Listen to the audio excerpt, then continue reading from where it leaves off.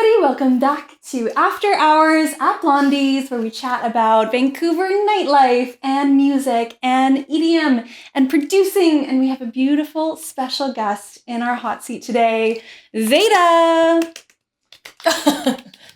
Round of applause. Yeah.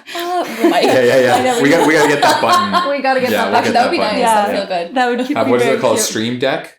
Oh, a little... A Twitch deck? Stream deck? I don't know what it is. Yeah. You can Also, just it'd be like an those easy things. button, but it would be an audience sound. Yeah. The audience goes wild. Yeah. Welcome. Thank How you. are you doing? Doing so good. Are you excited? It's been a while. I haven't seen know. you in so long. Hours, actually. I missed you very much. I always joke that we're so integrated in each other's lives for many different reasons. We're gonna run out of friends eventually. So you better subscribe. Eventually. Please subscribe. Give us a like. Give us a follow. If you have any artists in Vancouver that you would love for us to talk to, let us know. But in the meantime, We'll run through our Rolodex in the meantime. Our vast Rolodex. Vast. We've got questions for you. So let's start back. All the way back. Let's turn back time. We obviously... It's gonna bother you. It was like, bing! HR. Excited. Someone's excited. So anyways, let's go back. Let's rewind time all the way back. We obviously know and love you for playing in Vancouver, for being the artist that you are right now. Thanks. But what do you remember as being your first realization of your love for music? It kind of was in various ways, like obviously in a car ride, listening to ABBA, like the same 3 songs on a cassette over and over. I was driving my family crazy. But I think when I grew up, I would like just spend hours on SoundCloud. No one really knew what SoundCloud was. I thought I discovered this like treasure box, and it was. It was just long mixes. I was really tired of just like single songs. And so I would just dive into random people. I didn't know what a DJ was. I just know that it was like artists.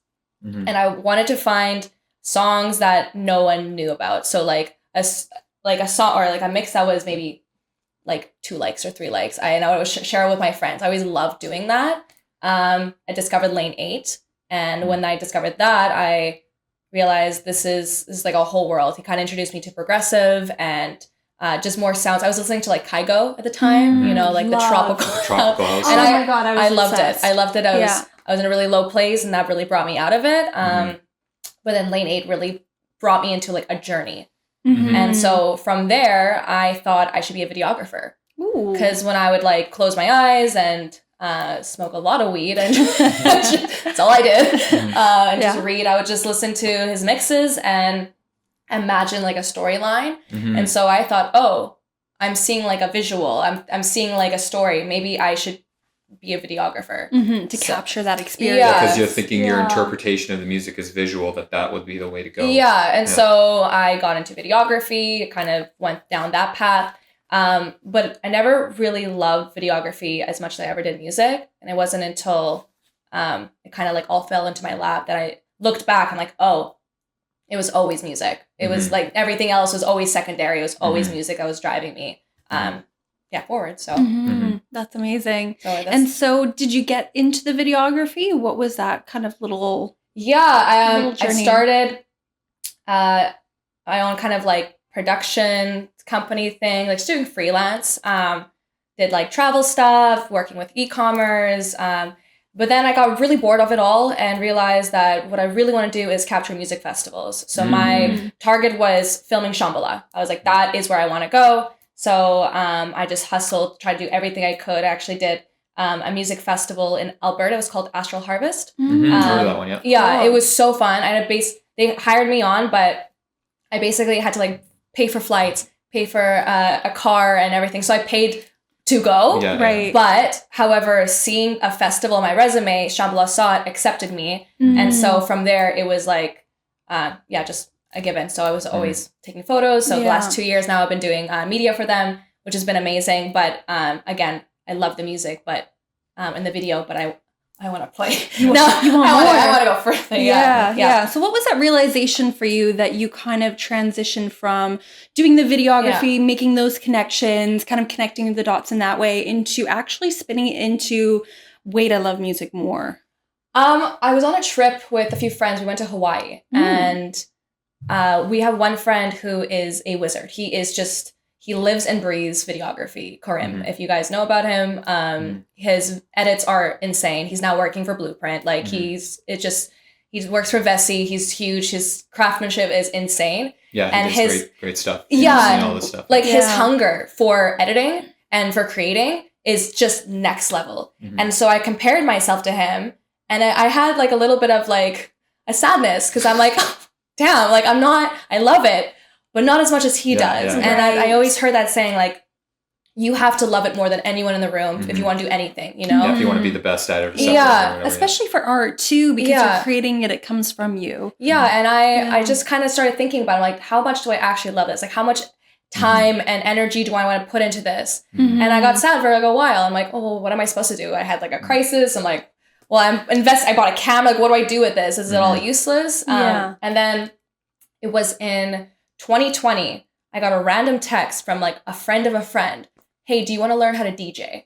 And I was like, what the heck? This is so random. I'm like, yeah, I actually do. And then I'm like, why do I want to do that? And then I remembered when I worked at Cactus Club, I had a friend who was DJing. And it was the first time I ever heard of someone like, this is the job. Yeah. I was like, what? This is a thing? Yeah. Like, I thought there was maybe like a private school, or I actually had no idea about this world. But yeah, her name. So the music festival stuff was before or after that? It was kind of like, Shambhala was recent, so this is like way before. Yeah, way before. Okay, yeah, so I was working with her at Cactus, I don't know, maybe like 2018. Right, yeah. Anyway, there was an incident at work, and she basically just said, I don't want to do this anymore. I just want to DJ. I'm like, oh, that's interesting. So she kind of got that in my head. And she's now nostalgic. So she tours the world, literally just played at Tomorrowland, like just watching her. I'm like, oh, this is possible. So a crisis never hurt nobody. Yeah, it was great. Yeah, interesting. But yeah, it was, I guess, a couple years later where I had this random text. Like, I didn't ask anybody, I want to do this. It was just like a text out of nowhere. And interesting. He wanted to teach me. I was down for the courses, but it wasn't in my price range at the time. And I'm like, you know what? If this is meant to be, it'll come back. And then that's when I got an internship at Monster Cat. And so the video side came back. Right. I was like, okay, music, I like you, but it's just not going to work. It's not feasible. So when I got hired at Monster Cat as an internship, it was like during 2020.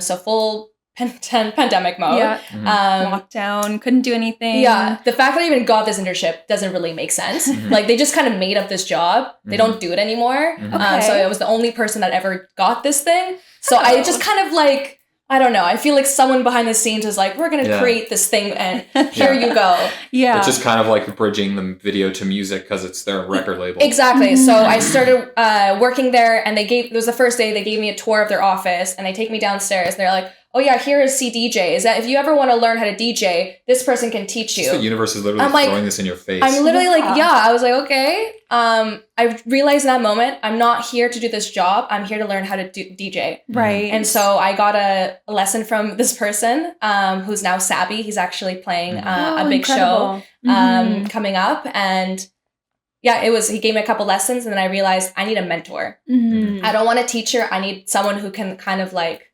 guide me. And that's when I met Gellert, Nightcraft. Yeah. Actually, he forced me to go to a camping trip, and that's where I ended up meeting him. Yeah. You were not about to go. I remember that camping trip. I think we've discussed it, actually. Pemberton. Yeah, the Pemberton Festival. Pemberton trip, yeah, it was our experience. Yeah, so I mean, I remember when I met Dana, probably I think it was 2018 or 19. I think it was 20. I don't know who Dana is. It's only Zeyda here. I mean, I met Dana, who introduced me to Zeyda. I actually met Zeyda. Actually, that's who you introduced me as. That's okay. Yeah, no, that's who you introduced me as. So when I was at a party at Tyler's, and you were there, and I was. At the time, I literally had Jordan and her other friend like on top, like one in each arm. So I was like stuck. I wasn't able to like do anything. But I remember watching her being, you know, how every party's got a music Nazi. Yeah. So she was the music Nazi. Oh, really? I don't remember this. Yeah, you were the music Nazi at that party. But I actually was my whole life at every party. So it's. I mean, from sending your friends mixes to being selective about music. So I mean, that's how you know. I mean, that's how you know you're obsessed. You know, I try not to be that person, but. You know, I've dialed it back. Sometimes be that person, but like that's how I met her. And I was like, she's picking all these songs that I know that are awesome. Like she was playing like all the kind of like those deep house vibes and whatever. And that's how she perked up my attention because she was cute and she had great music taste. And then I was trying to talk to her here and there, but not really, like, just like, I think we just maybe made 2 sentences to each other the whole night. And then I saw her at another party, I think also at Tyler's again. Yeah, probably. Yeah. And then I don't remember where I went from there, but then, you know, we were crossing paths fairly regularly after that. But we were basically forced to be friends is what we were kind of. So sorry. It's okay. Do apologize. It's okay. Anyways, so then, like she was saying, the Pemberton party, which happened during COVID. I guess that's okay to say that now. We were trying to hide that for so long. You know, our friend Tung, obviously a mutual friend who was very much trying to get her to hang out with us at that time. And literally she was saying no. And we're like, well, we don't speak English. We don't understand that word. So you have to come with us. And literally, you've got good taste. You are awesome as a friend. You have to come with us to this little ranch in the middle of the nowhere. He literally called me the night before. And I said, I'm not going. No. You guys had a waiting list of people wanting to go. Yes. And I'm like, just pick somebody else. I don't know what this deal is. Absolutely. And he's just like, pack your bags. I don't want to hear it. I'll see you at 8 a.m. And I'm like, okay, I guess we're friends. Like, I'm like, okay. I guess we're going. So then, but lo and behold, that was meant to be. Yeah, 100%. Can you imagine if I wasn't there? The universe is shoving this in, 100%. in your path. And they gave you the job because I would only listen to you. I said no to everybody. Literally everybody. Yeah. Nobody says no to Mazen except for me, but we'll discuss that later. But that's amazing. Then you met your person, which is so sweet. But he's also such a talented human being. Oh, he was the best. Wealth of knowledge, 10-year plus of DJing. He played for 10 hours straight. Like, I ended up talking to him because everyone was by the pool and kind of hanging out. Yeah. I'm like, I feel so bad. This one person is the only person playing music and he's stuck there. Yeah. So I'm like, okay, I'll go chat with him. I want to learn about this. He thought I was hitting on him. I was not. I had no interest. You hear that? No, he knows. Yeah. He knows.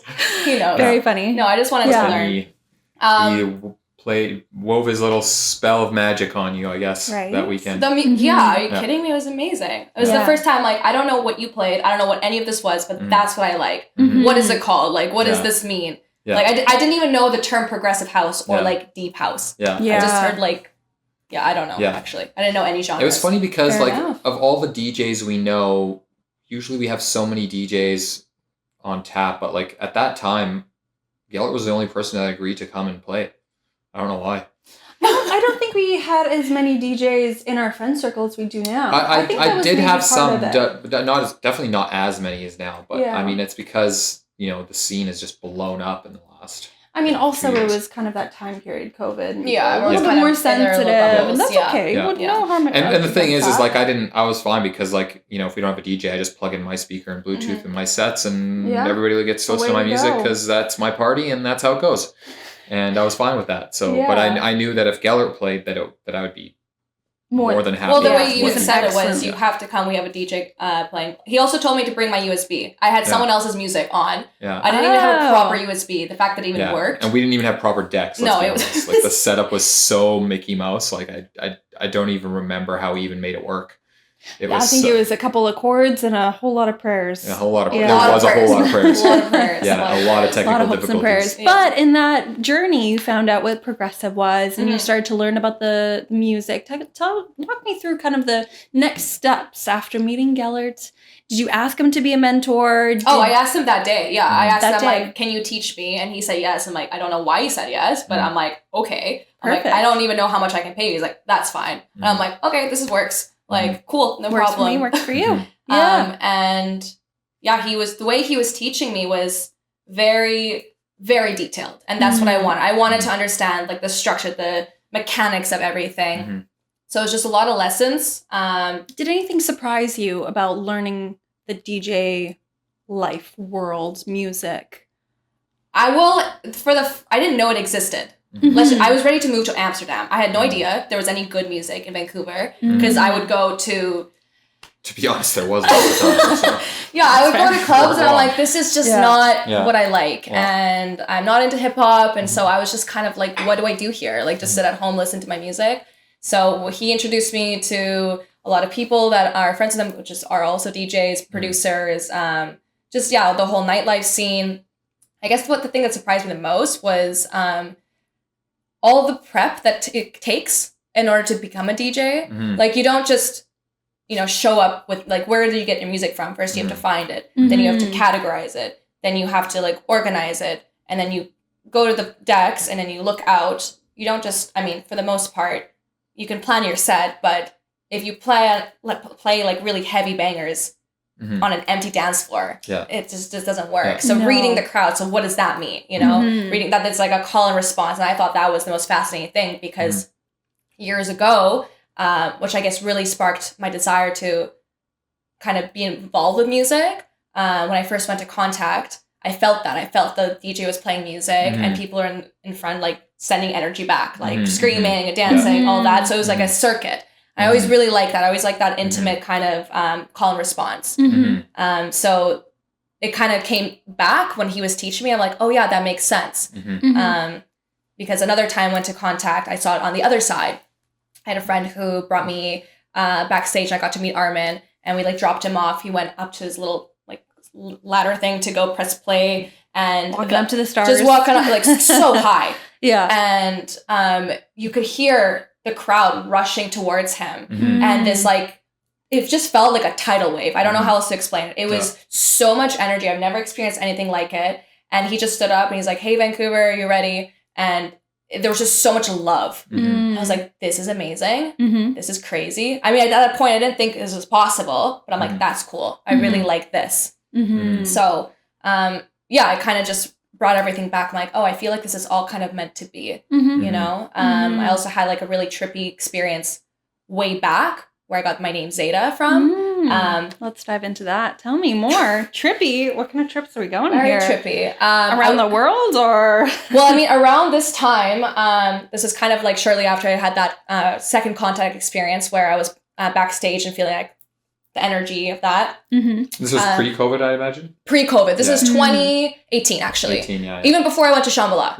Okay, so before I experienced like joy. I was just working so many jobs and trying to do videography. Didn't really know what I was supposed to do in my life. It just kind of felt I was trying to do acting as well. I thought maybe I should write a book. Like I was doing everything. Trying it all. I was like, what do I want to do? I don't know. No harm in that. And you found obviously what your heart called you to. Well, kind of. I ended up getting in like a weird situation, some like relationship stuff. And I was like, I need therapy. And so I was like, okay, I can do years of therapy or I can go and try to find ayahuasca. And so I just thought the most logical thing, honestly, like very Spock of me, without even knowing what Spock was at the time. I wanted to do the logical thing.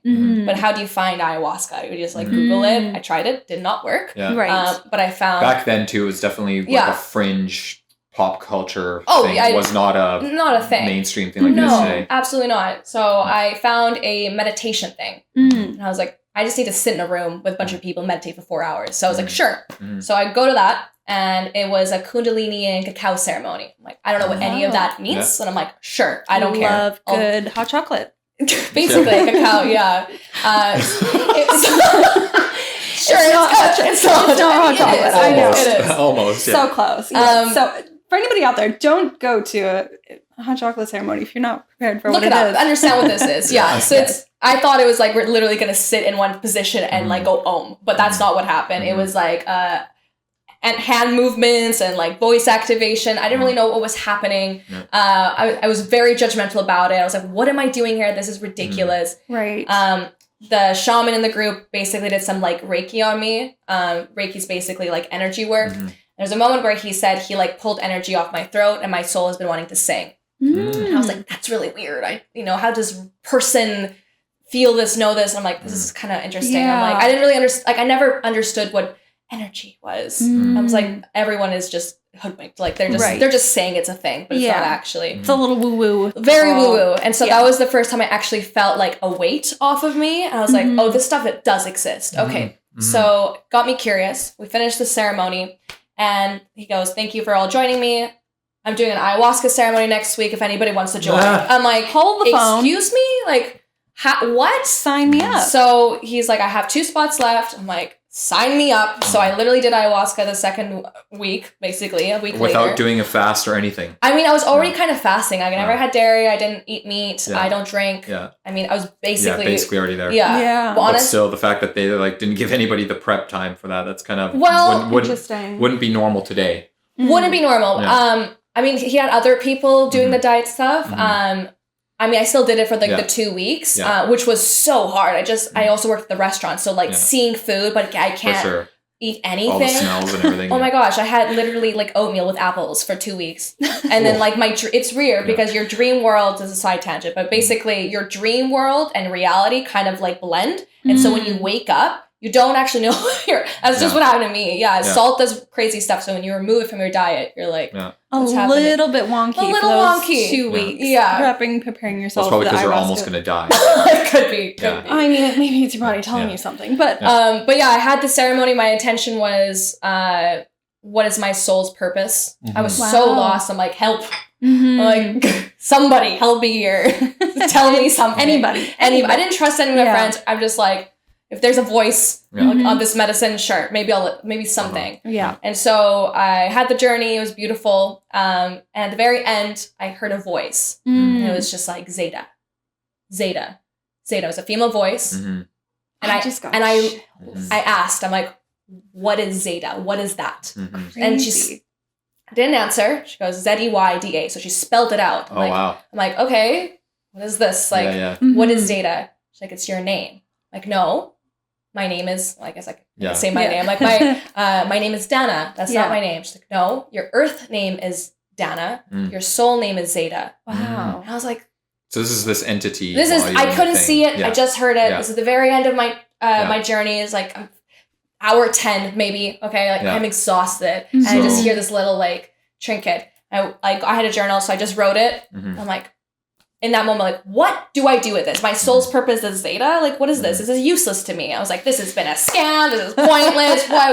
Like, I want my money. Except that you just heard a voice that came from nowhere. That's when you're like, don't eat for 2 weeks and then you get a fucking name. So the moral of the story is if you do drugs and are malnutrition, it's medicine. You'll be schizophrenic.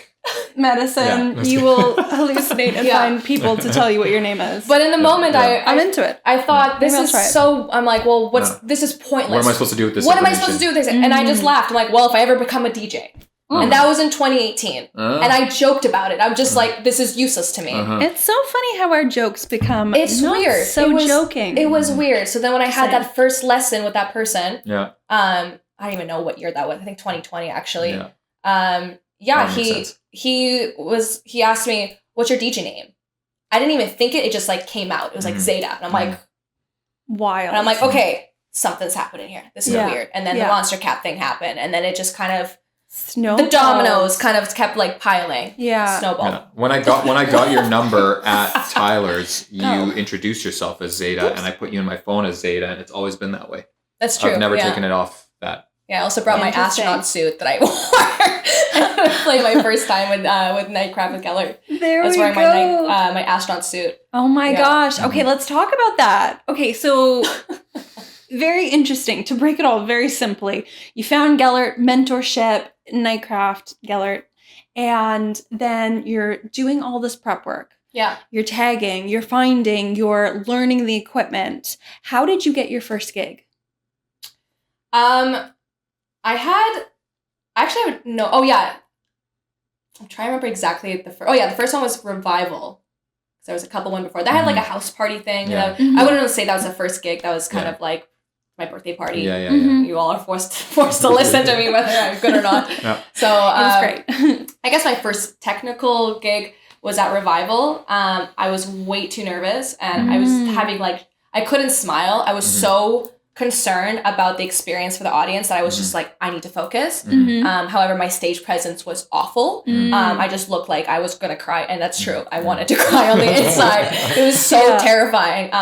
I mean, I performed my whole life, but this was like a whole nother thing. You know, if you dance, you fall, whatever, you just make up stuff. You know, theater. You make up lines, but with DJing, it's very, very, very easy to hear the mistakes. You can hear it so much so, and you can see with people's movements. They're gonna stop dancing. Now you're like, oh god.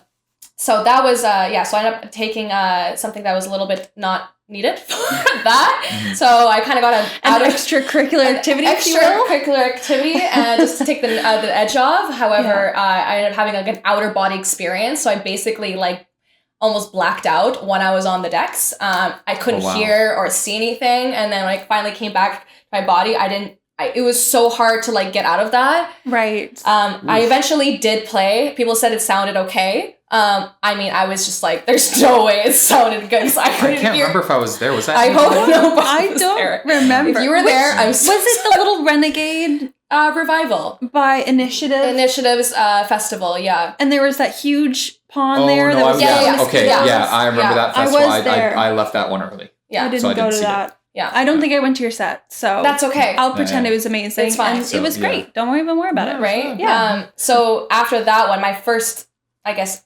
actual set, beside, because those were just friends, putting us together. I was so grateful to even have a spot. But the first booking I had was for Prophecy Music Festival.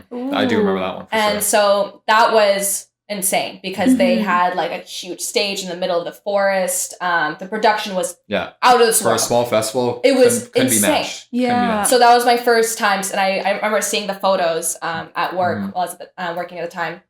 I'm like, can I even go there? Like, do I deserve to go play there? I'm like, oh my gosh, there's going to be a couple hundred people there. My last set did not really go so well. But I did it. It was amazing. Unreal, you destroyed it, for sure. Well, so cool. I kind of did an initiation thing there. Talk us through that. What do you mean? So when you do anything in life, you can set an intention. Yes. You can also like embody certain goddesses and whatever energies, and so Isis at the time was like the goddess in Egypt, was kind of like showing up everywhere, and it's kind of like she's very powerful, very feminine energy. I kept seeing photos of her everywhere in that festival. It was Egyptian themed, right? So it was really beautiful. And so I basically just kind of did like a little prayer, and I was like, Isis, let's do this thing, let's do this dance. A little more magical than that, but basically that was that. And very cool. Yeah, I felt like I was in a trance. So like I didn't really pick the songs. Like I remember those times where I was gonna pick a song and I had this like almost voice being like, no, this one. I'm like, okay. Oh, okay. It was really bizarre. I was kind of like, maybe that's my inner voice. I don't know. Intuition. Schizophrenic. The ayahuasca experience coming back. So anyways, I think my dog is calling me. I don't know. No, but I mean, I kind of like just got out my own way. I didn't like, I wanted to pick a song, but it was like, no, it's not right. Pick a different one. So that experience alone was very beautiful. I remember hearing back from people's response. They were like, I cried. I had like such a beautiful journey. Oh yeah, it was such a great. I think it's probably one of the best sets of the weekend for sure. Thank you. Amazing. And it was a good party. That was a really good party. It was a great festival. Really good party. Yeah. Very cool. Yeah. Obviously worked. It worked out. Yeah, my stage fright kind of listening to your intuition, getting out of your own way, and then playing to what the crowd wanted. Did you feel that energy call and response like you were mentioning before? Yeah, I actually had fun. For the first time, I think, ever playing. Amazing. In front of people anyway. Sorry? In front of people anyway. Yeah, I guess so. Yeah. Like I saw people's smiles and people cheering and supporting, and I kind of just like relaxed and just like trusted myself. I think that's the hardest thing is we're so judgmental to ourselves, and it's like you just have to let yourself enjoy it. Otherwise, you're always going to have this like angry voice in your head, and people are going to be like, "Oh, so good," and you're going to be so critical about all these things. Like, this didn't work, but not everyone can hear those little details of errors, which I'm sure there was plenty. Yeah, well, they're going to hear the music. They're going to hear what you put out, not necessarily the argument that you're having in your head. Exactly, yeah. Yeah. So, thank God people can't hear that. Can you imagine? Please no. Yeah, I think like, if whenever you have those like funny hypothetical conversations, like what superpower would you have if you could pick one? Being able to read somebody else's thoughts would be the last thing I want. I would never want that. No, I've got. I don't even read my thoughts. Like, give me a pill to shut that off. Like, come on. Exactly, which I stink at, but I do try. It does work. Yeah. So I think going along in your journey, having a first one, and then you've kind of, like you said before, domino, snowball. Yeah. It's kind of all quickly happened to you where you get another booking and another booking, another booking. Do you have anything that you really attribute to like having that momentum and then continuing it on? Yeah, I guess in a way, like, can you reword that? So you've had so many bookings, it can so quickly die away. It can so quickly like stop. People can stop booking you. They can forget about you. Like how to stay relevant, basically. How to stay relevant, how to keep that momentum going of booking after booking after booking. I think I just set my intention. This is like my career. Like this is what I want to do. And with that, you also kind of have to keep working at it, but also let go that it's going to happen. So for the first little bit, like my first booking after that, it was at a friend's birthday party. Then from there, it was like someone saw me there, booked me from there. So like just other people experiencing my music live, you know, word of mouth, that kind of happened. Doing Twitch as well, people seeing me. I even got booked for Gorg because of Twitch. I like never submitted anything. Graham, the manager at Gorg, heard my mixes. And I was booked. I thought I was like not ready. I was like, there's no way. There's this play. It's like a full on club. That was the first club I actually played at was Gorgamesh, with like this, you know, the decks being like this. It's a dark room. It was so intimidating. I was like trembling. So different. I literally was beat matching with my hand like like this. Like stop it, please, for the love of God. Like can you imagine beat matching? Your hand is like purpose. Yeah, it was. It took a long time.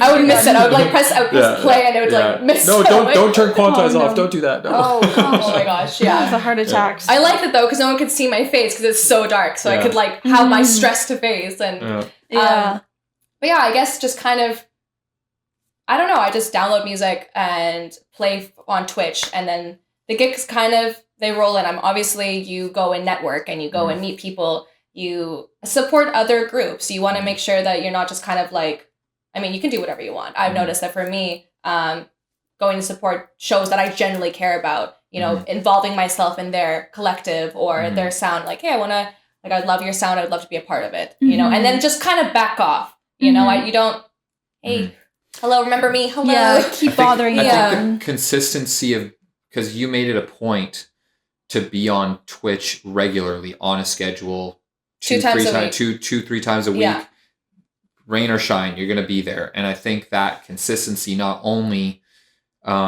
puts you out there, but it also gives you the structure to practice, keep getting better. So that's the other thing. Yeah. I dedicate so much time into Twitch. And for the longest time, like, it's a waste of time, all this stuff. But I'm like, hold on a second.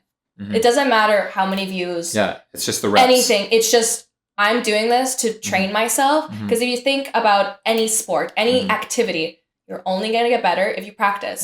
So a lot of times I hear people like, oh, I DJ, but I don't like play enough. I mean, well, yeah, it makes sense. How are you going to like improve or you're going to fall out of that or like the separation between you and the decks is going to be more of a jump because, you know, it's been so long. So I just keep it a constant habit. And even days where you don't want to play. I mean, I was watching New Girl's stream. She's also saying it as well. You know, there's days you just don't want to stream. You just want to cancel it so badly because you just would rather do literally anything else than put on a smile and be like, hey guys, I'm so excited. Little happy dance, you know. But then once you get on the decks, you're like, oh yeah, this is actually fun. It's a flow. You get in your flow state. Like it's just that barrier to get started. It's just always going to be like something about the human brain that's just the dread of getting started versus what the reality of actually doing it is. So the chasm of this is so far. You know, I feel like that as with anything, even with like working stuff you don't want to do or the getting into a confrontation that you need to get into, whether it's like a work thing or whatever, or like even like having a difficult conversation with somebody in a relationship, like this dread to get started versus how it actually plays out is just so different every time. It's just so far. There's no correlation. You know, like it's just boggling. But like it's exactly what you're saying. And then it's always worth it. You know, you get up there in front of the decks, in front of the virtual audience, and they respond back to you. You respond back to them. And it's great. It's nice. I mean, it's nice to create like a little community that kind of like exists there. And I mean, they're just usernames, but I can see and feel their personality through the chat, and they're there literally every single week. And it's insane to see like that much dedication. Not only that I'm just doing it, but people are also there, the same people, and then it grows, you know, and it's so nice. It's so fun. It's such a beautiful community. That's something I've discovered too. I was never on Twitch beforehand. No, I forced you. And then everybody forced me to be on Twitch, and I absolutely love it. I'm obsessed. Yeah, I'm fun. Obsessed. Yeah, it's beautiful. So we've talked a lot about the good things of DJing, the most beautiful aspects, the energy and the collectives and the beautiful community. We have to talk about the negatives too, because there are negatives of this world and of this life. What do you find that you've been struggling with lately? I mean, getting started to produce. I bought a program on how to learn Ableton, and I just stare at the first scene, and I'm like, do I press play and start? And I'm like, maybe I'll try tomorrow. And it's been 3 weeks of that. Yeah. I mean, I'm producing a track with a friend. So I mean, still doing it, but like, not doing it everything, you know? Yeah. I think besides that, I think the lifestyle can sometimes be challenging. The reason I do music is more than just getting on a stage and just performing. Like, I really feel like there is a gift when you give energy and you receive it. There's like a circuit. And I just want to do that globally. And I feel like the music that I play is also very healing. You know, people have a really bad day, they put on music, they literally feel better. So if I can do that and everywhere, that's what I want to do. However, the lifestyle of being late, up late, all the hours it takes for finding music, sometimes it like bleeds into your sleep schedule and, you know, your health. So constantly, you know, battling that. Are there things that you do to kind of combat those things? When you are having an off day, when you do find that you've got no sleep, somebody is rude to you in the club and you're in a state, do you? No, I think I've learned to kind of have more of a backbone. With Gorg, you can have actually people come up and talk to you, and it's really insulting sometimes.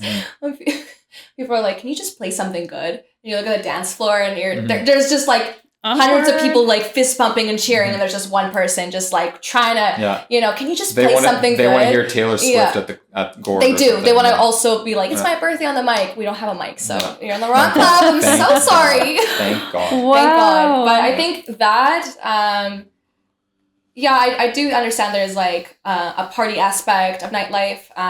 You can get really carried away with it. I always kind of keep an arm's reach from that because I want to do this for the long haul. But that means sometimes like isolating myself. So I feel like if anything, staying focused can kind of feel lonely. You know, I want to be out every single weekend and go to every single show, but at the expense of less sleep, you know, after all the weeks of not doing that. It's hard. And so I have to be strict with myself and take a step back and rein it back a little bit too, because you've got a regular job as well, still doing this. I do a lot, That's just one thing as well. I have a full-time job doing marketing. I also do marketing for a club, and we have a production company. Which is actually segues to what I was gonna say is that like because you know you want to do all this stuff and perform and. You know, it's about creating the musical journey to give that energy, etc. Like a lot of thoughts just popped in my head there. But one of the things was that like that's why you're you've been working on this for a long time, but starting Triangle, which is your I guess it's our like a sets in like a set performance. You know, like but not in a club. It's in nature and that's stuff that can be. Sorry. Do you want to jump in, or you got a question? I was just going to say that, like, you know, it's just one of the ways that you can take what we all like to do, but not do it in a club. You know. So that's the part. Yeah. So obviously, yes, you have your favorite DJ playing at a live show. However, I discovered music through the internet, right? And when I discovered Lane 8, it literally changed my life. Yeah. And in set form too. In set form, not song, like literally a mix, like a 3-hour mix where I just, you know, laid there with my pillow, dreaming, whatever. But then I discovered Circle. I was like, this is literally what I was thinking about. Like I'm a DJ in a beautiful location. I'm like, there's a company that does that. Yeah. And for years, Okay, years. I'm like, someone's gonna do that in North America. Mm-hmm. Somebody's gonna do it. Yeah. No one has done it. Yeah. Because it's so bloody hard. But you know, that's the whole point. North America, especially Canada, is so overly bureaucratized. There's so many hoops you have to jump through. However, I do feel like there is so much beauty here. There's so much talent here, and Circle can't film everybody. So Triangle is the next shape to take it up. For North America. So that's our goal. We want to share artists and beautiful locations here, and hopefully, you know, inspire other people to get into DJing, or just, you know, if you're having a bad day, throw on this beautiful mix from BC, you know, or Stanley Park, Wave Report. Check out the YouTube channels. There's some that you already have on YouTube. We have a few, There's many more to come. Yep, we have a couple I'm editing. So I have my video editing skills still from years ago. Yeah, they're still just pouring it into kind of like this own little thing. And I guess we can announce. Can we announce? We can announce it. We're partnership! ParalegallyBlonde we're going to be announcing, well, whenever this is live, I'm sure. It'll be next Tuesday. So by the time. Well, it's live now, but like the recording will be Tuesday. Yeah. If you come to the live recordings, then you get all the sneak peeks ahead of time. So that's why you should tune in. Yeah. But we've decided to partner, and I become a partner in their company. And also after hours will be housed under the umbrella. We're taking this baby. We're taking and giving it a home. Yeah. So we've got a home. Yeah. We've got a home. I was worried about that. I hope the rent's not too expensive. For you, a special prize. For you, anything. Yeah. Okay, perfect. Yeah. So we're all going to be working together now, which I'm so excited about, and all the mixes that I've been posting on YouTube, which is few and far between, but we're going to be more collaborative in that process, which I'm so excited about. Yeah, you're doing this podcast to bring awareness to artists. Yeah. So Triangle is that in video form, right? So it's, why not just, we're all going to be one big happy family. Yeah. And that's something I've heard in Vancouver time and time again, is we have to collaborate. We have to work together. You have to. Because if we don't band together, we are working against each other. And in such a small city, you know, we can't have anybody on the outliers trying to work against anybody else. There's no point. Yeah. It's just, you're not really going to go, you can just do it alone, but then you're going to be at the top by yourself. Yeah. You know, why not? As a collective, all of us in our own individual ways, all just bring Vancouver to a new area, which could be called Fun City, not No Fun City. That would be nice. Yeah. We're working. We're all trying so hard. Coming soon. I just had a thought about this whole situation. Like, the one thing that Circle does everything so well. They do everything so well, except their post-set interviews. They're really bad. Yes. So bad. Oh my goodness. We would destroy those. I'm so excited to be interviewing We should do that. Artists. Post-set interviews. That's the plan. That's the plan. Yeah, that'll be, God, those interviews are so I guess you weren't in the meetings, but that's... No, but that is the plan. It's basically I'm literally just riding on the coattails, everybody. Like, he's a valued member. Don't worry, he's going nowhere. 1%. 9% matters. Every percent matters. Every percent matters. So that's something I've noticed too, is I've listened to them like, obsessed. No. Moksha, Carolita, Miss Monique. I'm like, they are such geniuses. And then their interviews are 5 minutes long. Yeah. Well, there's and generic questions. And they're generic and they're short. I just think that it's rushed because they have the artists there. They don't set, you know, and I get it. Yeah. But a lot of people want to know about, it's why you're here. If you're watching this, you want to learn about the artists. You want to learn about the industry. And the industry, how they got there. And everyone's story is unique to them, right? So capitalize on that. Yeah. We all like hearing stories. You know, and I think that's interesting too. The industry is changing, and it has been changing since the very first time that somebody decided that they were going to become a DJ and put vinyls on turntables. The industry has changed so much since then, and I think this is the next iteration. It's putting people's DJ stories online as well, so that other people can be inspired and everybody can lift each other up. Well, of course. Like, if it wasn't for nostalgic saying, I want to DJ, I'm like, wait, what? This is a thing? You can actually do that? Like, it's like an account. It's like, instead of being an accountant, you can be a DJ. Yeah. You know? Creating more opportunities for everyone. So it's important. And I think what you guys are doing is amazing. And I'm really excited for it. I'm excited for Triangle. I'm excited for Vancouver. Yeah. It's good things. No, that's amazing. All right. So we have thoroughly talked about that. One thing I did want to actually go back to before we do move on is actually producing. And so I feel like it is kind of the natural evolution of a DJ to kind of start their DJ career, and the point that they want to become bigger or tour internationally, you have to put out songs, put out production, create what you want to be creating, create your sound. And you mentioned that you had a really big block where you're just really hesitant about pressing play on that first Ableton lesson. Can you kind of dissect that with me and what do you feel? I guess it's so kind technical of, too. It's I'm a perfectionist, and I didn't feel like I was ready to play a live set until I had my technique down. And so I guess one of my fears is, how long is it going to take for me to have a song that sounds good to me? I don't care if it sounds good to other people, actually, or I'm like, this is how I want to represent myself. So I guess that's the initial kind of setback that I feel. Also, it's time. I sit down and I'm like, okay, I really want to just dive in and fully commit to this 2 hours, because your brain has to be ready to listen to all it's sound engineering. It is technical beyond measures. So if you're not really paying attention, you're going to miss things. You're going to confuse yourself.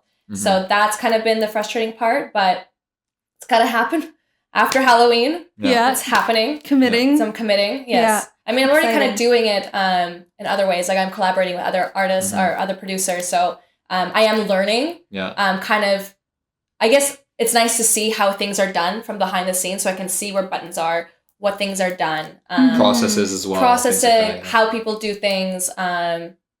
That's been nice. Yeah. And is that an Ableton or Ableton Live? Yeah. Ableton Live. I think 11. Ableton 11. Yeah. Live I think that's the latest one. Yeah. Yeah. Very cool. Very cool. I mean, you have that song that you did with Bryn that's literally so insane. Oh, it's insane. So it's cool. insane. Is that out? So there's a story to this. Tell away. So Bryn and I connected.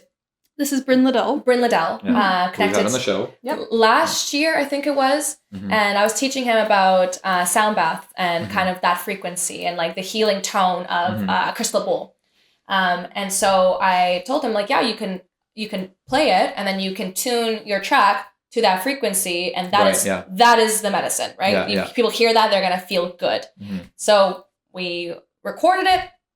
And then I never thought about it again. I was like, maybe he hates it. I don't know. I'm not going to check in on him. Did you do anything with that? He calls, or he messages me one day, and he's like, hey, remember that song, or remember that crystal bowl? He's like, I made this track based on that tone. Would you like to do any vocals to it? And I'm like, oh, wow. I'm like, excuse me? So cool. So Bryn Liddell is my hero in producing world. As a human, he's everything. Such an insane producer. Nicest guy. So can we just copy and paste this person, please? It is a million of please, him. we need more. We just need more.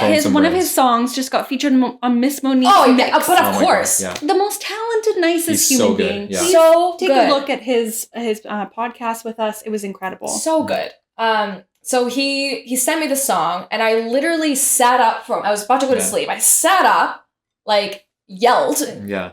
And Gellert was like, what's happening? Who's that? Who's I'm like, my soul is I can't. This is insane. Yeah. So I met up with him. We produced, I kind of adjusted a couple things on my, I would be like, oh, do this, but everything else was all him. Every 98%. I maybe did 2%, and then added some vocals, added some spoken word.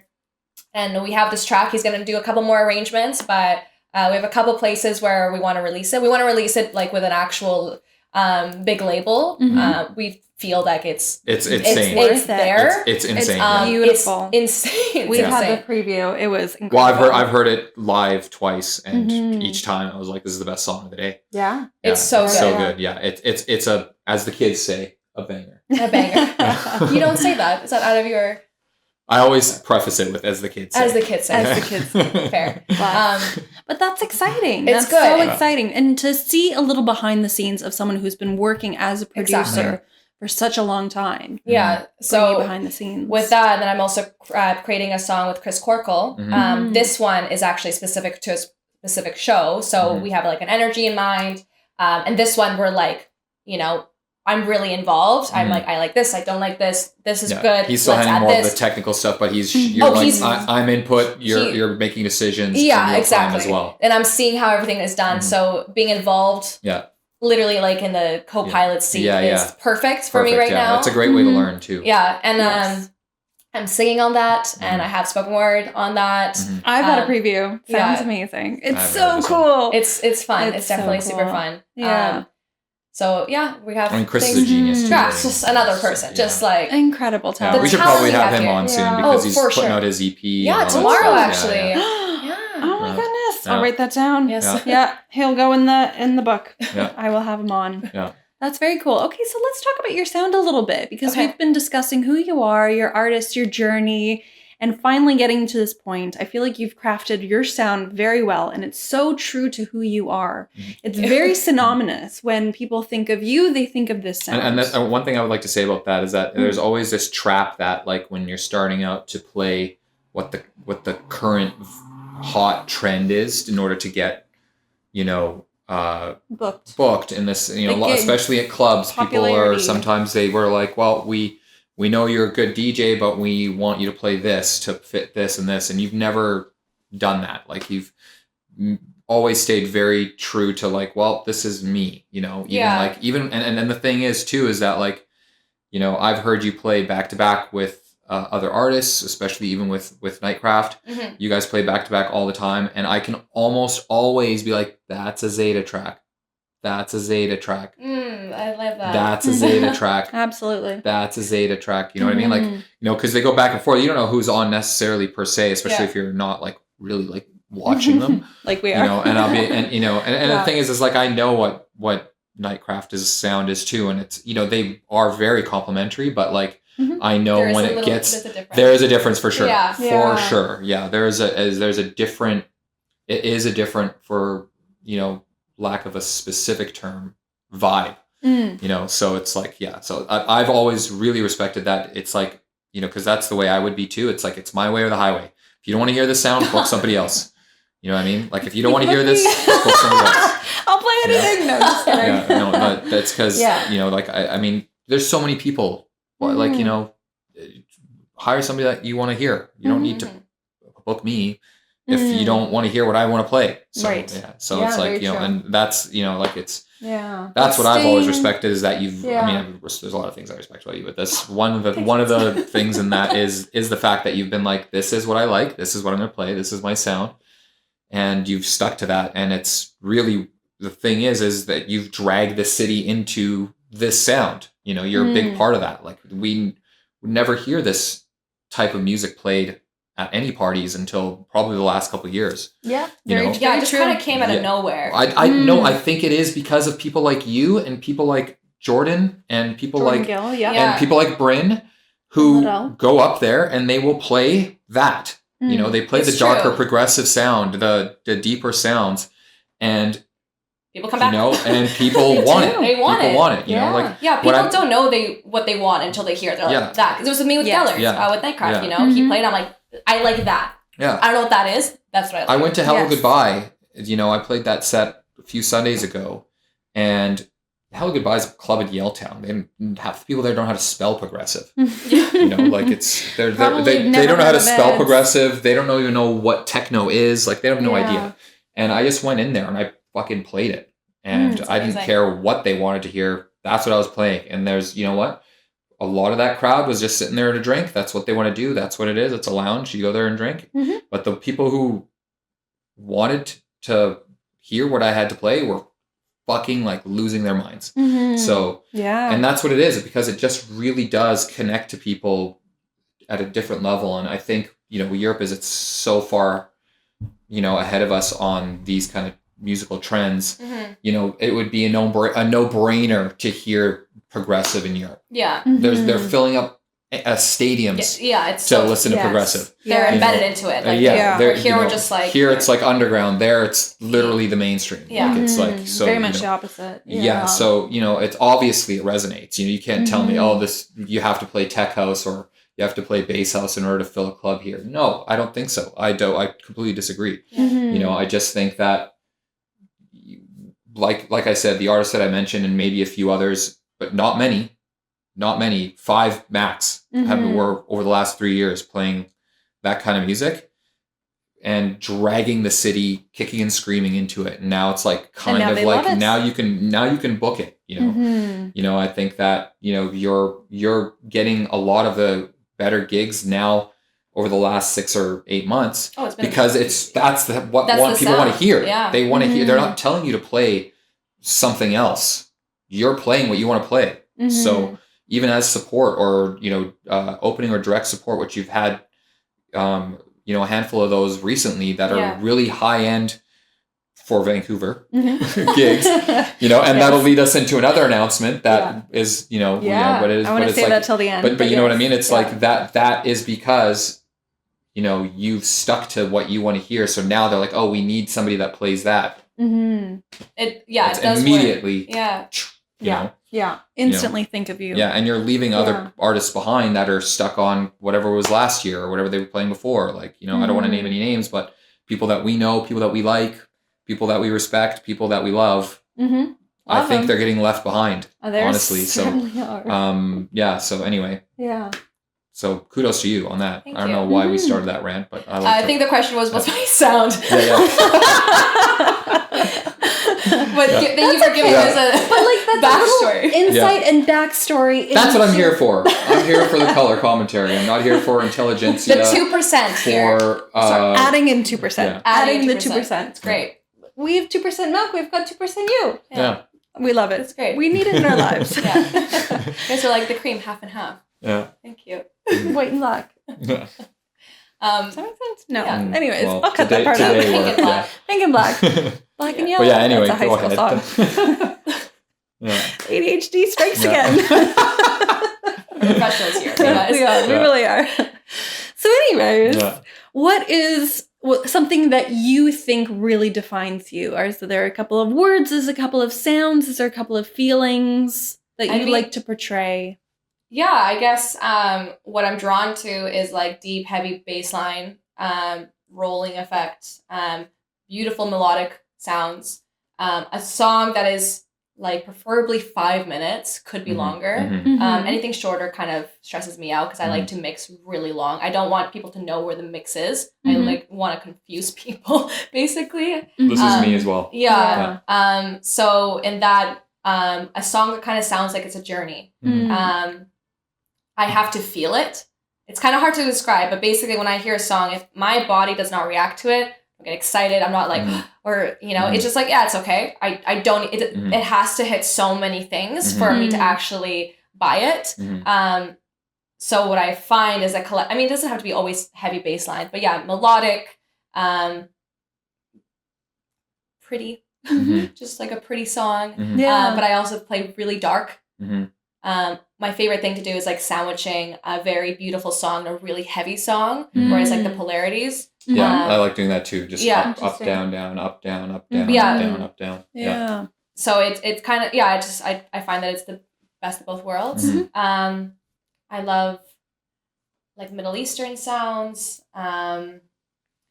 Just kind of more like trancey, like not trance, but like more trancey songs. That can entrance you. Yeah, it can entrance you. Yeah. It's kind of hard to pinpoint. Like that's kind of the whole point of, I guess, the goal of a DJ or an artist is I want to play any genre at any time. And I want people to hear and be like, that's Zeyda sound. I could be playing deep tech. I could be playing tech house. Finding my sound in those genres has been such a fun journey. So it's hard to just kind of be like, this is me. Like Zeyda is the sound. So I don't know how else to explain that. Yeah. That's perfect. Yeah. No, I you're definitely just gonna have to go on her Twitch streams and hear it for yourself. Yeah, Twitch, SoundCloud. Yeah. YouTube. YouTube, it's there. It's there. Lots more to come. More to come. Speaking of lots more to come, do you have something very exciting at the end of the year? Yes. That you are performing in, that you have looked up to, that you've seen people go up to play at, from the crowd. What is it? Got booked for Contact. This is... The crowd goes wild. I would say, with all the gigs I've had up until this point, like I feel like I was in boot camp, like DJ boot camp. Mm-hmm. And now I'm in like the league, you know, now I'm like, okay, I'm stepping in and I see my name on this poster and I'm like, okay, this is where it starts. And now I need to like work my way to get higher and higher and higher, you know, eventually headline a show one time. But it's a really like patting myself on the back because it was very unexpected. Like I didn't apply or anything. So they approached you? I got a call from Very someone from cool. Blueprint and they asked me if I was available this date, and I was just thinking like, oh, some artist is coming, gonna ask me to play. Sure, could celebs. be after party. Like after It's party. the holidays. You're asking me to like open or direct support, which is equally as amazing. Like it's all like whatever. But I was like, I'm excited. I'm getting a call. Yeah. And then I'm asked, do I want to play Contact? I literally had nothing to say. I just kind of stood back and I'm processing, like, did I just imagine that? Yeah. Is that a thing? Is that the schizophrenia? Yeah. So that was a holy shit moment. That's amazing. Again, Gellert was like, what happened? Did someone die? I'm like, no, it's like, it's just Contact. I just got booked for Contact. So for context, Contact is our biggest Vancouver run-based music festival that happens every single winter. We have the biggest artists that we possibly could ever book come during this little winter festival. Yeah. It's a 2-day little rave. We've been going for years. I've been to most of them. I not all of them, but I've been to most of them. Religiously for about 5 or 6 years. I was obsessed. I loved it. It was so much fun. You get all dressed up, you go with your friends, and then you try to do it again the next day. It's in the biggest indoor venue in the province, BC Place. So. It's not happening there this year. Yeah, they're doing the convention center. They're just trying something out. The convention center is also very big. It's huge. Yeah, I think if it's almost the same amount of people on the floor. Yeah. Yeah, because BC Place, when you use all of it, it's the seats as well, which that's when he brings it up to like 30,000 people. But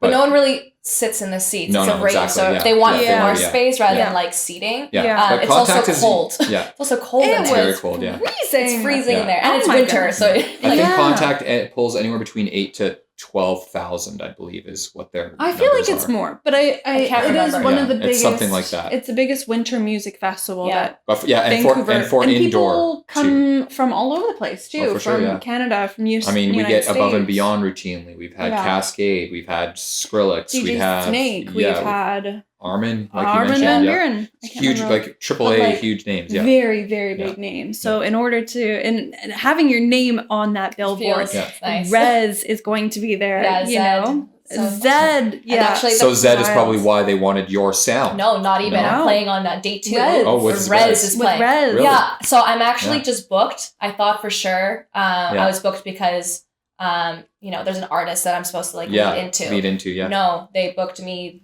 just for your sound. For your sound. And not on the Faded stage, might I add. No, on main stage. You're on main stage. Well, this again goes to show you when I went on my rant about like how you stuck to what you wanted to play. Yeah. And now and you drag the city in kicking and screaming, and now that's what they want because really kicking and screaming. I think if you were talking about 2 years ago or even last year, like let's say 2022. If you had tried to play your sound in 2018 or that 2019, would not happen. Absolutely not. In 2022 it was still difficult.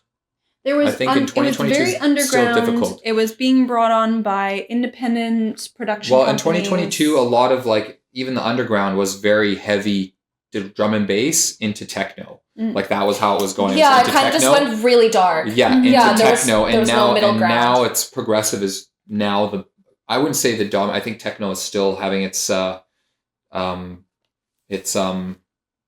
in the spotlight, I guess you could say. But I think progressive is pushing that out. Well, it's nice because progressive can, especially like the music that I'm really drawn to, it can be super floaty, like opening, like down or tempo dark vibes, or so industrial, dark. But it's never gonna get to the point where it's like empty. And not to say that techno is empty, but there's so many layers within the song. You can throw in a melody, which really I think it makes a song very like what am I saying? Polarities? No.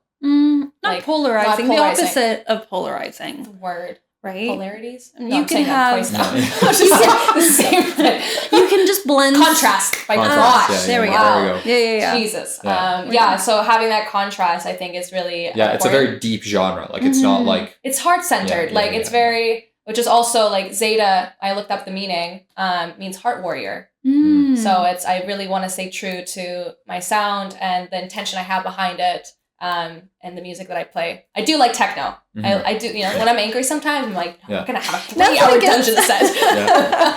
So if you ever show up to a Twitch stream and she's playing all techno, you know how her day's gone.